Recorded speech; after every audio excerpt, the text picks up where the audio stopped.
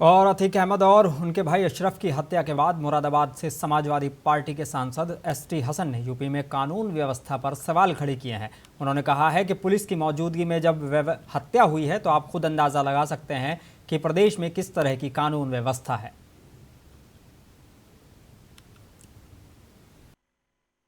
देखिए, जब कानून के हथियारों की सुपुर्दगी में हत्याएं हो जाएं तो आप खुद अंदाज़ा लगा सकते हैं कि किस तरह का कानून व्यवस्था है। इस पहले विकास दुबे की हत्या हुई, फिर इसके बाद ये उमेश पाल की हत्या हुई, अब ये अतीक अहमद की हत्या हुई।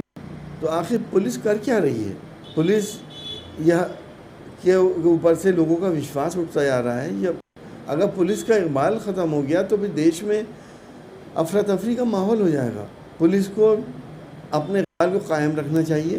किसी भी राजनीतिक दबाव में या किसी भी और किसी दबाव में पुलिस को ऐसे काम नहीं करने चाहिए जिससे पूरे